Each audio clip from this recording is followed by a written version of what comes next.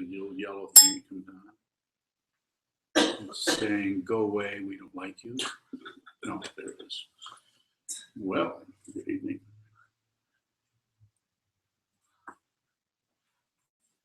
No yawning back there. Can I sleep? Yeah, you can sleep, just don't yawn. Let's do it. I'll put you to sleep, just give me a few minutes. So what did I call tonight's? Somebody must have written it down somewhere. It's on there, down there. It says, you don't have to give up anything by Sokuzan. Okay, that's what I'm talking about.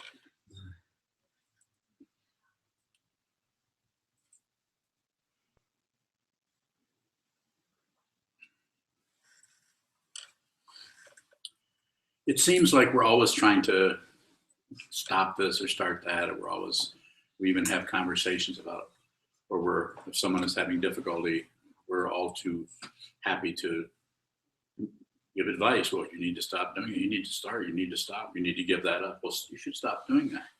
Or I just need to stop doing that. I need to. And so a lot of energy goes into that struggle, or that pushing, that pulling. Not real easy to see that. For someone who's not a meditator, you probably aren't going to see it at all, because we get so wrapped up in we have what I call a micro amnesia. It's just a little, you just forgot the last 3 seconds what you were doing, and because you're here and then you forgot that, and so then you're here and then you forgot that. So we forget that this is not working. You cannot, when I say you don't have to give up anything, I could also say you can't. I'm not saying that things don't stop and some things don't start, but it's pretty difficult. For any of you who have had any kind of addiction, like I had, my addiction was cigarette smoking. It was very difficult and just absolutely irritating to know that something was totally harmful for you and just not be able to, couldn't think up a way to stop that. And then you'd meet someone who, oh yeah, I quit. So you never smoke? No, I saw that wasn't any good for me and I quit. Really envious of people who, how did you do that? And then people are always selling, patches for nicotine and so on. So, but any kind of addiction, whether the chemical or all the other more subtle kinds of our habitual patterns that we get into, very difficult to you can't find the juggler of that thing to just get rid of it and stop it. We can't locate that. We are so busy wrestling. Is it wrestle or wrestle? It is wrestle and wrestle. Okay, so we're so busy wrestling with what? Not with the problem itself. We're wrestling with our concepts, our stories about it. Our stories actually come in as substitutes. You can't even get to what we call the enemy or the difficulty. You can't get to it because we're too busy. We're operating out of our preconceptions about what's wrong, out of our presumptions that are basically fueled by hope and fear. Hope that things are going to get better, and fear that they're not. And just those two right there, by buying into those and believing those, which also means disbelieving them, that will keep that wheel going. That's why this, from the Buddhist point of view, this world of life and death, this world of struggle, this world of success and failure, the 8 worldly dharmas of gain and loss, success and failure, praise and blame, and fame and ill repute, to use the old-fashioned term. Those things tend to run us. Notice that? On some level? Or maybe on many levels. And it seems to be when it's very personal, even then, even though someone can give us advice about something, you really need to divorce her, him, or stop seeing them, or all kinds of suggestions about things, about how to handle your life and you'll notice that the person giving you those suggestions, usually the person who's giving you the most suggestions, their life is not going well. I was going to say it's a total mess, but that may be covered up. Be very careful of any advice you get. albeit well-intentioned. So what am I saying here in the title of this? You don't have to give up anything. And what I'm doing, suggesting to you, is stop working at it from that angle. I'm not saying you don't have an issue or a problem or something that is, for you personally, is a very intimate a challenge. But it seems, what you really need to see about that can be covered over by your fidgeting and fiddling around and trying this and trying that and pushing on this, pushing on that, trying this solution, that solution, and going in, as they say, circles, circular, 8 worldly dharmas. I like it, I don't like it. It's happening, it's not happening, it's successful, it's failing. The whole world runs that way.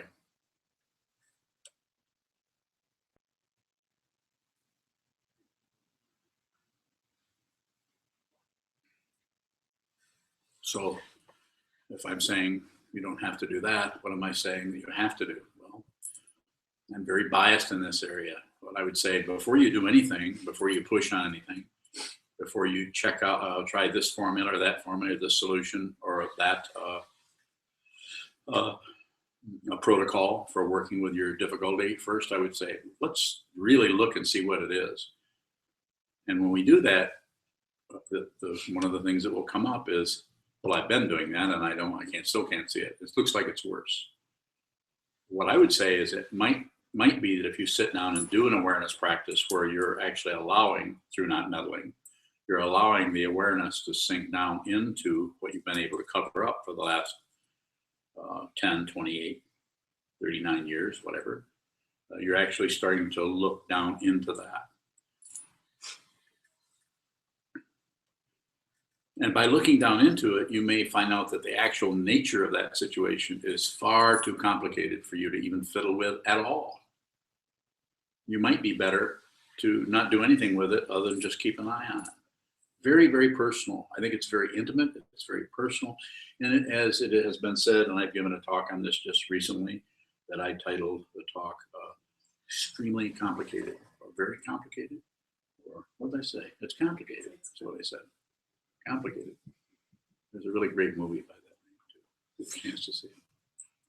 I'm not in it, but it's great. Meryl Streep, I think.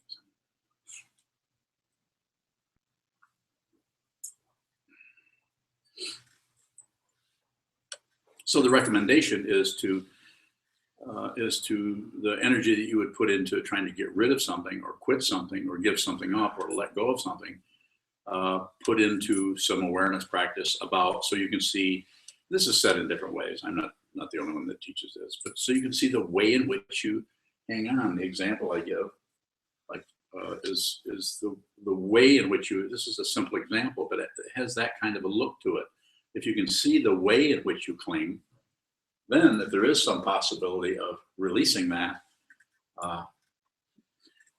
you may have some success with backing away from something that's difficult or you're struggling with or is painful or not productive, however you want to say it, by seeing the way in which you attach to that, the way in which you cling. And then you might be able to see, well, then by trying to throw it away, you're not really like having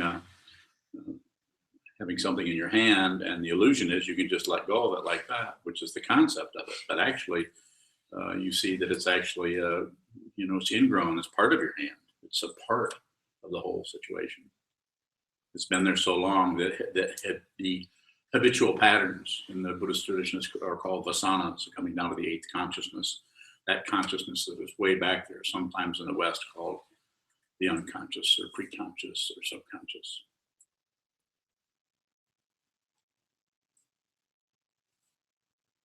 Well, that's all I got. Can you halfway let go? I think so. I think we can get a sense, and it's so personal. And the people that I've been talking to, I've been teaching meditation since I started out just saying this is how you do it, and beyond that, I didn't know what to say to people when they would come back and this isn't working, this isn't working. So I had a lot of years, but I was trained how to do this by Trungpa Rinpoche in 1978. And so I've talked to a lot of people over the years. And what I've seen is it's extremely complicated, and each person's the way each person works with it is very very unique and very different. There's a similarity, of course, but you have more about that question?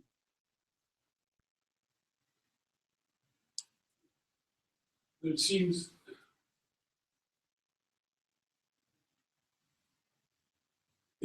like what you're saying is that you have to look at it before you let go of it. Is that? So what I'm saying is, basically, you may look at it, you may not. You're probably looking at what you think it is. Quite often we talk, or I talk about this, and I say most of your life is spent looking at. You're looking at everything. You're hearing everything. You're smelling. You're tasting. You're using the six sense fields, including the mind. But quite often, you're not seeing what is in front of you, either through any of the senses. You're projecting onto it. The one that does that the most is the mind. You hear someone talks, they say something, and you, instead of hearing very clearly what is being said, we project ideas and interpretations on that. We elaborate on what is being presented to us through any of the sense fields, but probably the mind is the strongest. And so the sitting practice of meditation, shikantaza, zazen, whatever you want to call this, sit down and look at it, that we were just doing a few minutes ago. This particular practice is not so much having a wonderful meditation experience, which people, I think, misunderstand what this is about, but it is rather strengthening the ability to just look clearly, just see, just smell, just taste, just think clearly. To have a willingness for there to be plenty of space around everything. Thinking clearly is not really about thinking. It's about seeing the thoughts arise, seeing the space around the thought patterns. Most people are so laminated to their thought patterns that they think they are their thoughts. This is called solitary confinement. You're confined by your own ideas, opinions, hopes, fears, all of the things that come together. Won't give you any breathing room. So that's why this kind of practice is suggested, offered. If you're ready for it, you may not be. So there's no sales pitch particularly, but there is the suggestion that you may want to do this. If you're having difficulty, issues with things, you may want to sit down and go through what sometimes looks like a gauntlet of your own mind. It just feels like your own thought patterns are stressing you out or giving you more problems, when actually those are the things you've been holding down through ignoring, through the three poisons: pushing, pulling, making assumptions, judging, opinions. A little while ago we had mountains and rivers, and I was saying, someone was asking why. I can't remember the exact question, but it was something to the effect of, why don't I say, I do this, I want questions, and I'll try my best to respond.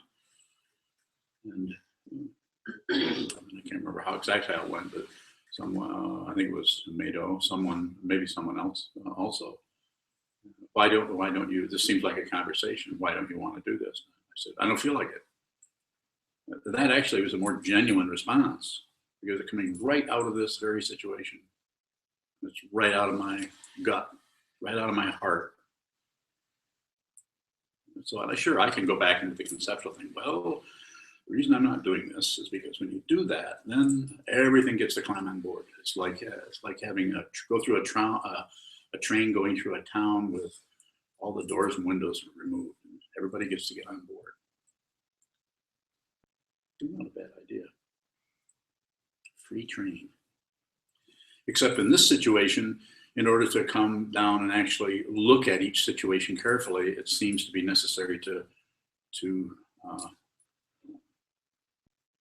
look at it with a magnifier, actually get down into the situation as far as you can, beyond your own preconceptions and presumptions about something.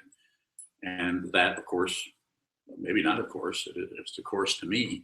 It means you're going to have to look at those preconceptions and not fix them.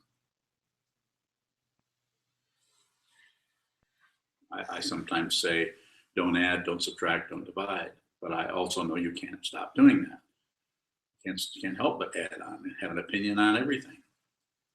But if I say that, then I know that, or I assume, and it looks like that if you're working with that, then you're bringing a lot of awareness to that, and you're seeing the way in which you add, the way in which you subtract or judge, the way in which you divide or shut yourself off or ignore certain things.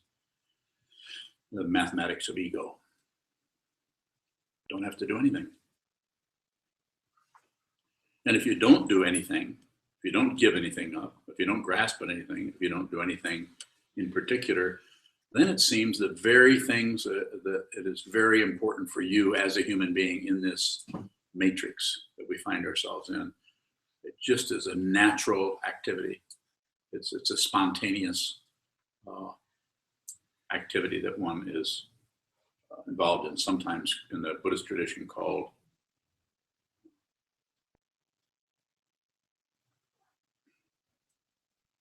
skillful means. I can't remember the Sanskrit. Upaya. Upaya. Have to have a fancy name. It's not that important. It's just doing something skillfully. You need to make up some other word for that. So upaya. You know, skillful means wisdom. Skillful means wisdom is what sees. Skillful means is knowing when to go in and push and knowing when to keep your mitts off. And it's not a thought process that provides that. It's insight into the fundamental non-separation of everything. It's like looking at your own liver. Well, maybe not liver. It's about sticking your hand down into your kidneys and feeling your glomeruli. That doesn't work either. But it's very intimate, so I mean to say. It's a very intimate feeling of really understanding, and it doesn't necessarily get rid of your difficulty or your pain, but it's a very intimate situation that you're working with. Anytime you are working with someone where you're seeing someone, where they're meeting them, where they're at, you know who they are without preconceptions, then you can see the way in which the person may be open to your help. And also, even if they're coming to you every day and sitting down, please, Uncle Bob, help me. I really need your help. Please help me. I give you permission here. You know, whatever you say, and yet you know they're not the signals that are coming your way are not about someone really wanting your help. They want to be someone who comes to you and asks for help. But as far as actually wanting your help, maybe not. And this isn't to accuse anyone of anything. It just means it's timing. You're just not ready to do that yet. Questions are good. Goes on. If it appears off the cushion, if it appears that a really bad habit is unfolding, For you or someone else? just in any situation, Okay. like an addiction or a habit that seems to result in harm. Yes. So we haven't made the end point, but we see the trajectory going towards that. Is it ever helpful to train another habit to go to intercept that? reflexively and stop the really bad habit? Yeah. Like, what would that look like? Sitting in meditation, coming in here and sitting instead of walking around in circles out in the parking lot with whatever it is that was harmful to you. So it's called discipline, fancy word for rehabituating yourself. Use the tendency of human beings to habituate themselves to things. That's why we do this. People come in and project to think we're worshiping somebody. It might be easier if we were. Then it would get all emotional. I feel all, fall in love with the Buddha and everything. Be all gooey. But no, it's just a form. We have to do something. So we do this one. By doing that form, it's very, very evident. You have to do it a lot, but by doing that form, it's very evident the way the mind keeps accepting and going into another kind of dynamic away from the awareness of what is actually the truth. More? Yeah, let's say we're 10 steps away from the sugar bowl and we're heading towards it. And we want that sugar so bad, but it's just going to end up This is a cranking trick your sugar up. Yeah. So in that, One diabetic to another. so 5 more steps into it and it's almost there. Is there any go-to instead of eating that sugar? I usually count on you to stop. One of these guys. One of the monks, they all saw me. You're a monk. Keep coming because I'm just having fun. So you can ask more about that. If you see that you have no choice but to get to that sugar bowl and start eating it, is there anything to train yourself to do to interrupt that or give you strength to just stop in your tracks? It's difficult to comment on that because, you can talk about controls. You can talk about putting yourself in a different environment. You can talk about keeping that stuff out of your cupboard. Don't hang out with people that eat sugar. That might work. but just a minute, Michael. But taking that and try to come up with a formula, which is kind of what I sense here, probably not going to work. You have to bring as much awareness in that as you can. And some of those things will not produce the result that our kind of gaining idea mind wants. It's just so complicated. Don't misunderstand. I'm not letting anybody off the hook, including myself, for going in and indulging in habits that are harmful to my health or to anyone's health. I'm not saying that, but I'm saying it seems that if we're talking about an awareness practice, we're talking about more awareness around that as much as possible. It's not so much and this is difficult because it's if you have questions about this, please help me go deeper into this. This is always a mutual situation. Questions are good. And so it is not about success and failure. It's about awareness that goes down into that. And what happens is it's an open dimension. It's an open dimension. So what you end up seeing is not right and wrong. What you end up seeing if you're operating in that area is you begin to see fixation. You don't see right and wrong. You just see that something is starting to lock down. You don't know whether it's a good thing or a bad thing from the conventional point of view. You just see fixation. And if you are realized, you're not buying that. But that won't keep your mitts out of the cookie jar. Complete misunderstanding of realization. Someone who's realized is not free of their karma. Not free of their karma. Yes. What do you mean by if you realize you're not finding the fixation? So you don't see the good. You're not functioning in terms of good and evil like most people are. Is that what fixation is? Fixation is locking down on something and thinking it's either true or false.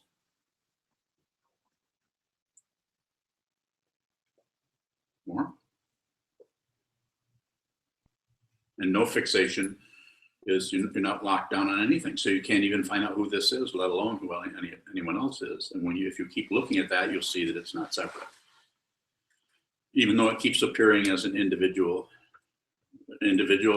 personality, person functioning just very content being an individual for a while. Michael. I was wondering if you could apply last week's talk to the sugar and stop halfway. Would that be? Who gave the talk? Hmm? I did. The talk I gave? Yeah. What was it about? Halfway. Halfway what? Stop. Halfway measure. Halfway measures. Yes. Yeah. For those that didn't hear that or don't understand, whatever, sometimes teach halfway measures. And so anything that you have a beginning and an end to, try to bring some awareness to the halfway point. And it could be many points. It could be a halfway point. It could be 3/4 of the way, but somewhere Because what happens between beginning something and ending something, or starting out and with a little mini goals here and there, from going from here to the parking lot or something like that, to bring it awareness to when you're not there, you're halfway there. You can do it with anything from a spoonful of soup or to a coffee cup that you stop. And you may not do this, with in a situation where there's lots of people where you look like some kind of an oddball. You don't want to do that. But the idea is just bring your awareness. Look at the halfway measures that you can, where you can bring awareness in that. What that does, that opens that whole area up, and it becomes not so much a halfway measure, but you feel like you're actually beginning to be haunted by your own awareness. When I say haunted, I'm saying that's because it seems like it's something that's tagging along around with you that you can't locate. And it kind of looks like it's somebody else, but it's not. It's not separate. It's not separate. Your awareness awareness doesn't belong to anyone, and it doesn't have any location, unless it does. And then of course it's right here, right there. It's his awareness or my awareness. Yes. Can you have awareness after the fact? Give me the fact.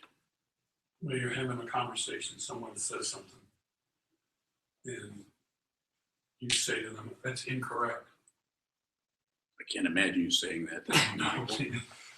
That's incorrect. And then at a point later, you realize where you were incorrect, but I mean, the awareness didn't happen at that moment, but Okay, just kind of flashing. contemplation. Yeah, sure. I think it works like that. I think, and that's called the path, ground, path, and fruition. That's threefold logic. The ground is your difficulty, your suffering.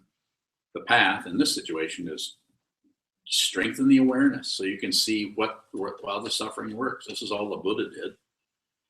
See if you continually try to get away from the suffering, then you don't see it. You're just as circular. So in your situation there, where you're saying, can you do it in retrospect? Yes, I would say that's the path quality. Eventually that awareness starts showing up sooner and sooner and sooner. And then at some point, your voice just locks up because you know that you're about to lie. It's very true.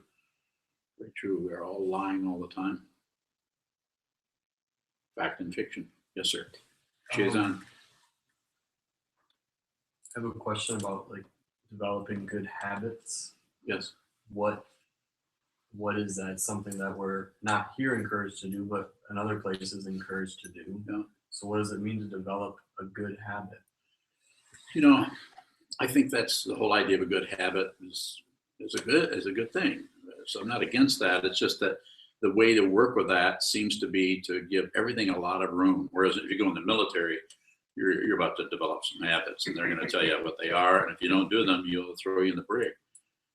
So that, or if sometimes your parents will, or the school will impose something. You have to be in time for your jobs. There's all kinds of things. But in here, we have very strong forms here.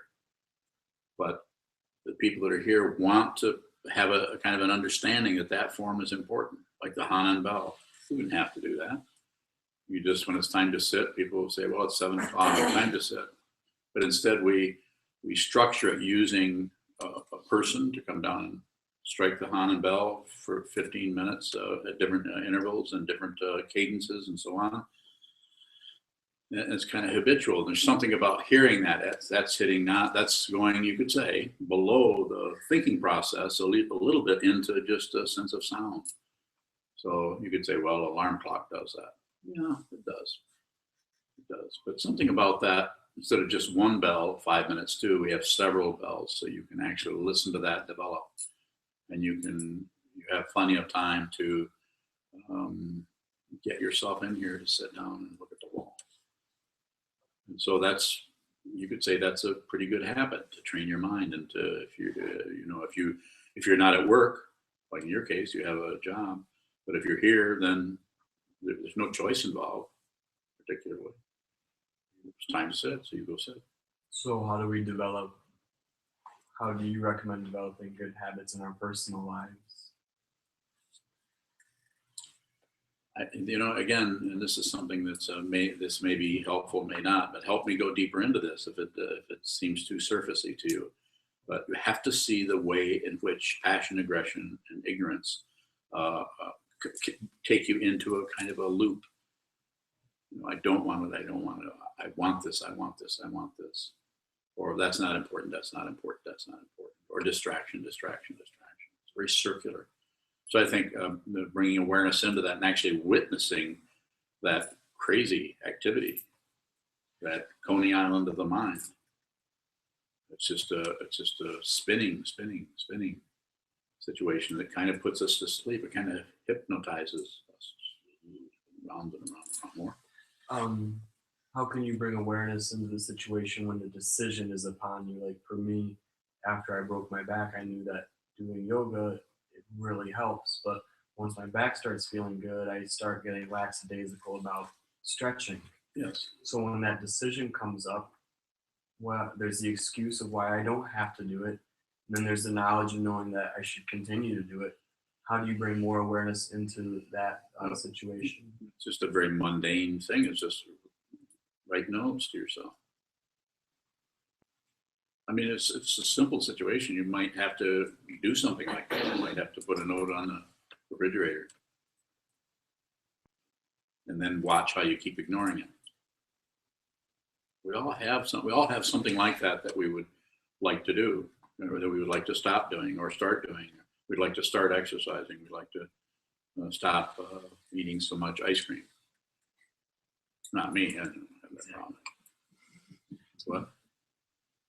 I'm pro ice cream. What about ice cream? Pro ice cream. I vote yes on ice cream.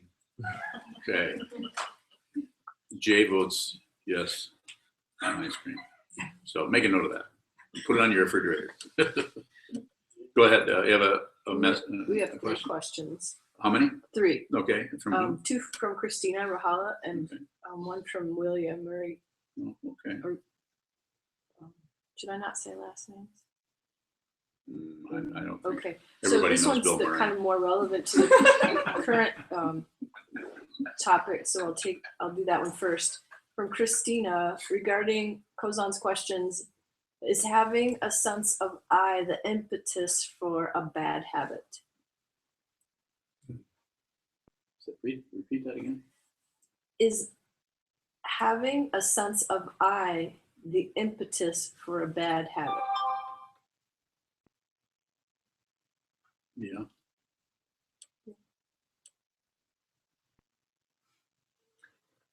From William Murray, from William, is this projection not real other than the chemical reaction in the body that is felt as emotions? Well, I think if I follow what William is asking, I would say, yeah, that's part of the reason that we give it so much credibility is we actually feel it. But you can feel all kinds of things that are not true, unreal. You can your mate. You can hear where you think you're the person you're close to, your lover, your mate, your wife, your husband is seeing someone else or something, and then you have these intense emotions over that, and then you find out, well, that wasn't true at all. That was someone else. Then, but that emotion is still there and it's cranking, and so. Yeah, it's very complicated in that way. So no one's saying don't be jealous. What we're saying is really look at what is happening there. Look at it as fundamentally. Use negative feelings and emotions.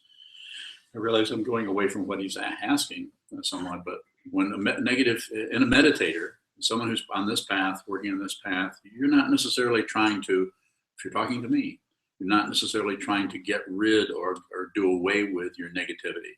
You're trying to see what is that fundamentally, what is it? And it may take a while to do that. So anything on the path, like I sometimes say, if you're sitting and meditating, you're holding very still, and everyone in this room and anyone who happens to be watching, if you sit down and face a wall or face the floor or whatever and hold very still, don't even call it meditation. Just hold very, very still and have all your senses open and wait. It's that simple. Wait. Then whatever comes up is what you need to see, what you need to see, what you need to experience, what you need to, what needs to come into your, this whole milieu we call a living being, the consciousness. Not incorrect. It needs to, now it might be really painful. It might be difficult. It might be something you would like to shut out. And we're not saying to even change that, but just be as much as good of a host, as sometimes been the way this is taught, as you can, or hostess. Be a good, when I say welcome, you don't necessarily have to go out with sound makers, what do they call those things? To have a big fanfare, but insofar as you're able, work on actually not pushing on it, not pulling on it, not turning away, but seeing what it fundamentally is. Further question from Christina? From Christina. Yes. When meditating with a negative emotion present, I sense a head-on confrontation with it, which exacerbates the sense of contrast. How can we sit with something without turning it into an I? Just keep watching it. There's not, going up the side of the mountain, there's no promise of the other side. There's no promise of the valley on the other side, other than the teachings, other than the teacher, other than the Sangha, other than what you've heard. You've heard there's a goal that is not the traditional kind of goal, but there's a way of being completely sane and living your life in a completely straight and uplifted way, and that you can begin to do that. You may have to go through your own personal situation. You may have to go through a lot of what Christina's talking about. How do you it's difficult. The downside is what it sounds like she's dealing with. The upside is she's dealing with it. There are other ways of dealing with this that shut it down and stop it from happening. You can use drugs to stop that. Quite often people do that. They use either their own prescription or that of the pharmacy. Michael? Negative emotions are not true. Is that what you said? Well, it's not that you don't feel them, but they don't have the kind of base that they look like. They look like they're real, and they're based on things that are true and facts, because we feel this. So we even reify this and validate it by having conversations with ourselves and with others. Well, I don't really feel like doing that. That's right away, that's suspect. And just like I said today, when I think Mado asked me about having conversations, I said, I don't feel like it. What's the difference? What's the difference in you saying, I don't feel like it, and me saying, I don't feel like it? Is there a difference? Yeah, you're the teacher. Well, not you were bad. being truthful, and I might say it and not be truthful. Maybe, Maybe. or I Or might be maybe not. full of shit. You don't know. You really don't know. All of the teaching here is meant for you to look into yourself and find out who you are. If I'm not helping you do that, then I'm failing. You need to do that. Let me go to Sheldon here. Go ahead. He takes a while for the slowly, it's like a cork at the bottom of the lake. It's coming up. So it seems like most of the time I do what I want to do. I've noticed that about you It's been like that. for a long time. Notice Well, that. that Yeah. digs the rut. Yeah, it does. And Yeah. it looks like maybe the rut's going off into a chasm. Yeah. The chasm. But we don't have to stop anything then. What's to stop that? The chasm. Going off into the chasm. The chasm. Okay. It's like Wile E. Coyote. No. What's your question?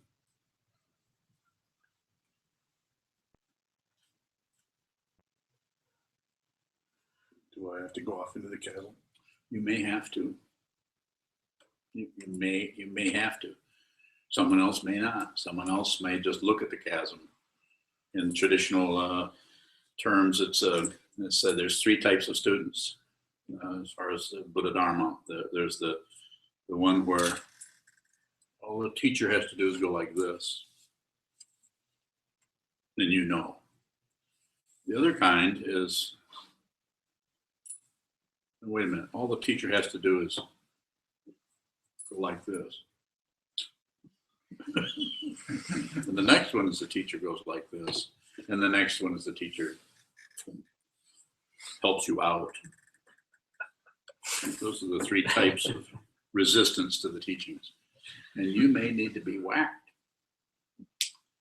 But since I don't teach that way, you're off the hook. Kind of have to whack ourselves. Yeah. Yeah, you're going to have to whack. Good luck. That's not funny, guys. No, I didn't go there. Why did you? What a bunch of juveniles.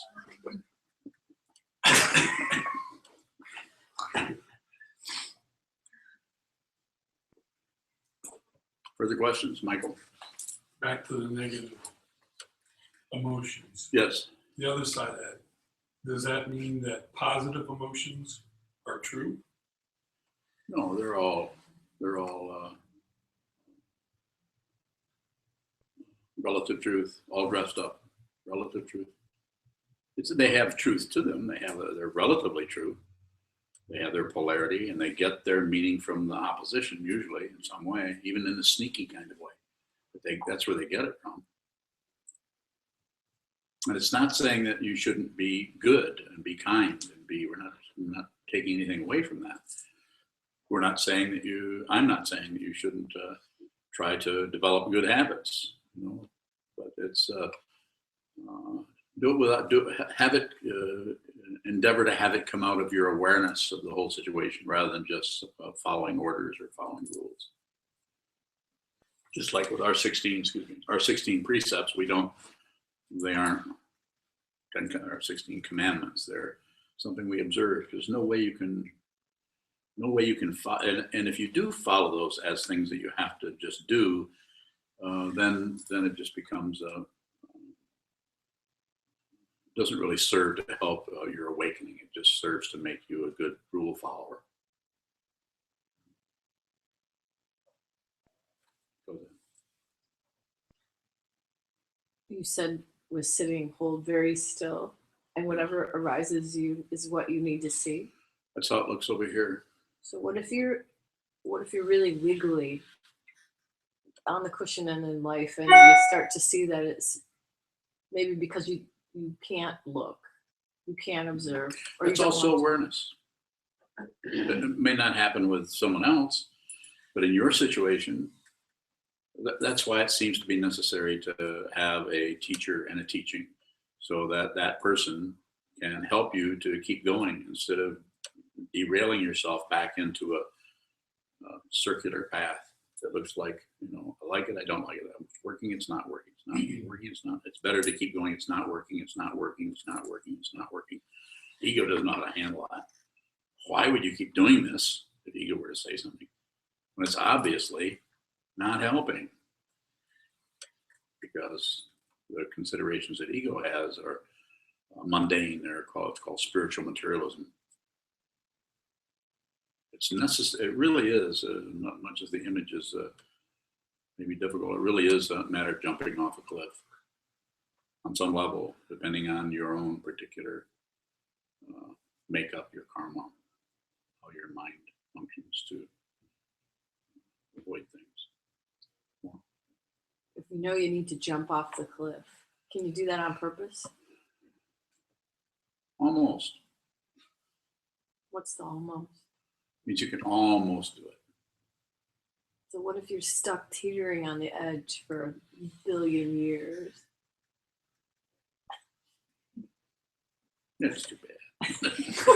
That's a long time. Can you take that final leap as an intention? If you have that much awareness that you've been on a billion years on teetering on the edge of the cliff, you're probably going to be just fine. You could save all beings from the teetering. You could show all beings how to teeter. I mean, who's doing that? I don't think you'd have any competition at all. The almost club. Almost. Was it horseshoes? That works in horseshoes. Yes. Did you just say that it's not necessary to awaken to save all beings? Did I say that? Do you think I said that? Sounded like that. I did then. That's what I said. You want me to back it up? I could back up anything. It's relative truth. If you neither believe nor disbelieve and you don't look away, everything makes sense, and it doesn't make any sense at the same time. That's threatening to self-centeredness or ego.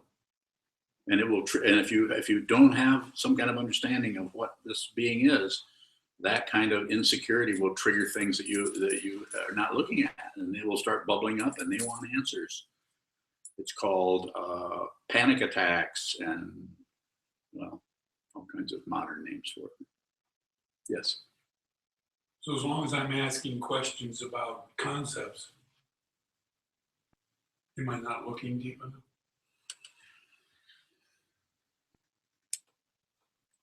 My main response, the response that's coming up right now, is it seems to take a lot more sitting meditation than you are probably doing right now.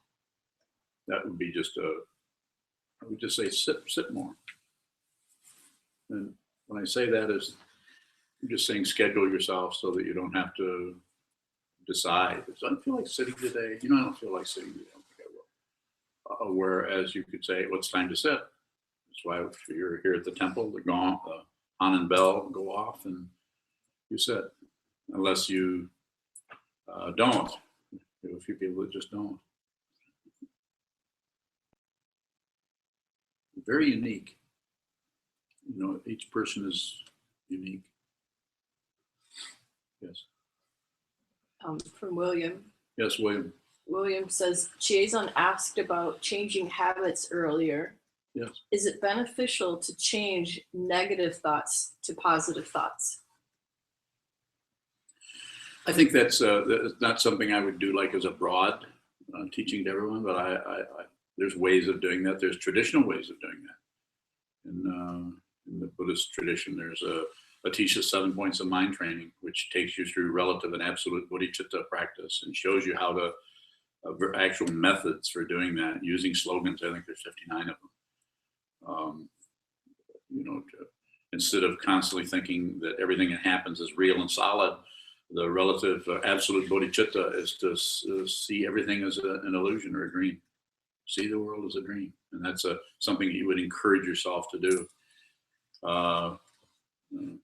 Another one is drive all blames, relative bodhicitta, drive all blames into one. In other words, drive all blames, take responsibility for everything. If you really do that, then you're really not blaming yourself, because it's too overboard. But what it does, it just changes your whole dynamic. It's very threatening to ego, and it's good for ego to feel a little bit threatened. So yes, just like the slogans, just like the one that I used 20 close to 30 years ago when I was having difficulty, is 4 reminders. First, contemplate the preciousness of being free and well favored, difficult to gain, easy to lose. Now I must do something meaningful. So that would replace my feeling at the time of this is terrible. I feel terrible. I don't want to be alive. I don't want to be here anymore. I went through a kind of a dark period. And so that was something that I used. And I'm not recommending that to anyone necessarily.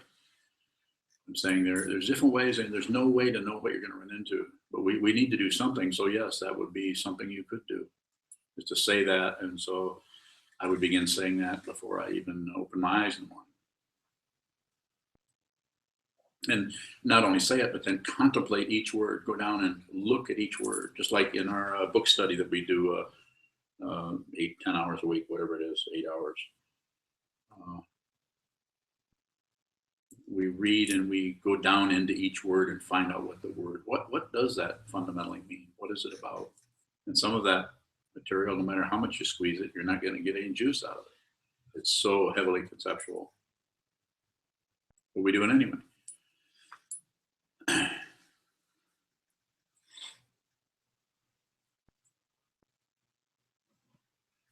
Any other questions? Before we close? Adam, anything? No question?